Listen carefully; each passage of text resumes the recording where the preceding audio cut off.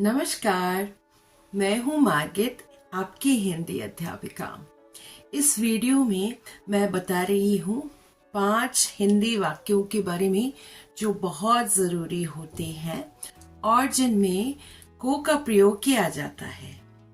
इस वीडियो को ज़रूर अंत तक देखना, क्योंकि वीडियो के अंत में मैं आपको एक क्विज दे रही हूँ, ये देखने के लिए कि आपने इससे कितना सीखा है।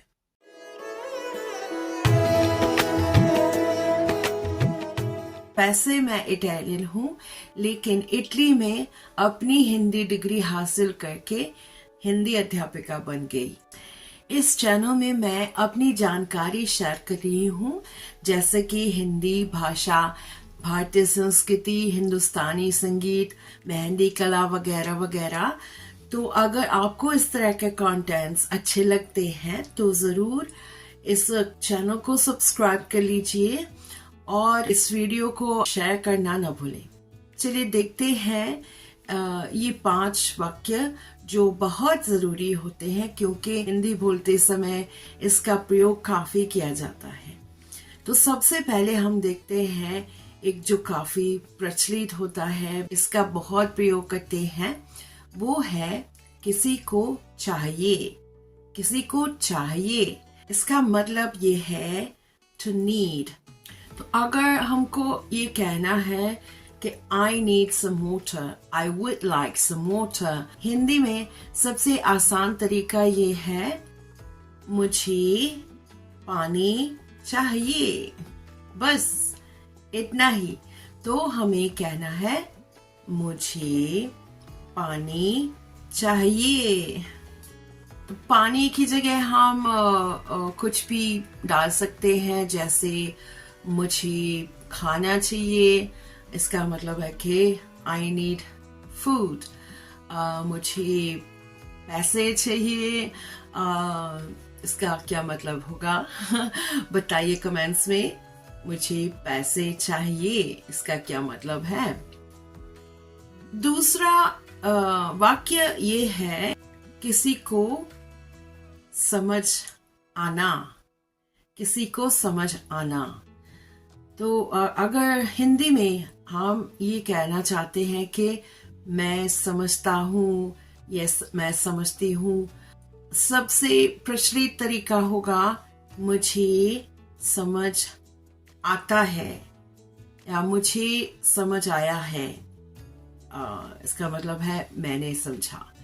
तो क्या है कि इसका अर्थ होगा मुझे समझ में आता है, लेकिन बोलचाल में हम कहेंगे मुझे समझ आता है, मुझे ये समझ नहीं आ रहा है, आई एम नॉट अंडरस्टैंडिंग। तीसरा वाक्य ये है किसी को याद आना। किसी को याद आना, इसका क्या मतलब है to miss someone।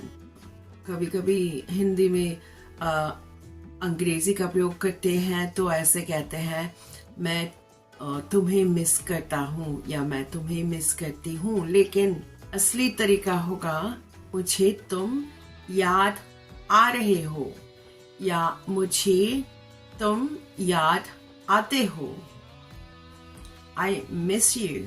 उदाहरण के लिए अगर मैं ये कहना चाहती हूँ कि आई मिस दिल्ली, मैं ऐसे कहूँगी मुझे दिल्ली याद आती है।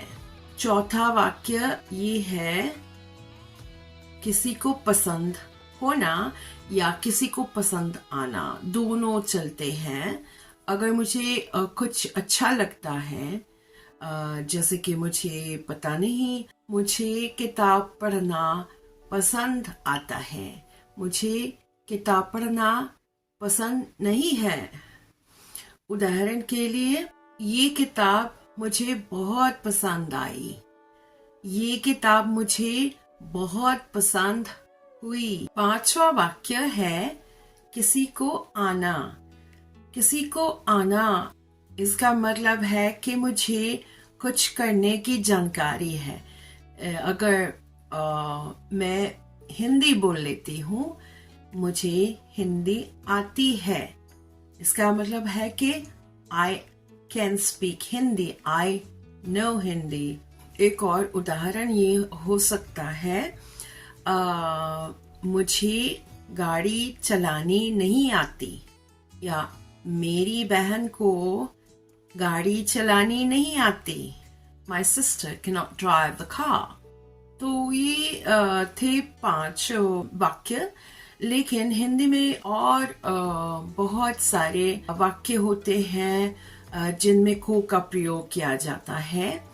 अगर आपको कोई और वाक्य पता है जिसमें को का प्रयोग किया जाता है तो जरूर कमेंट्स में बताना।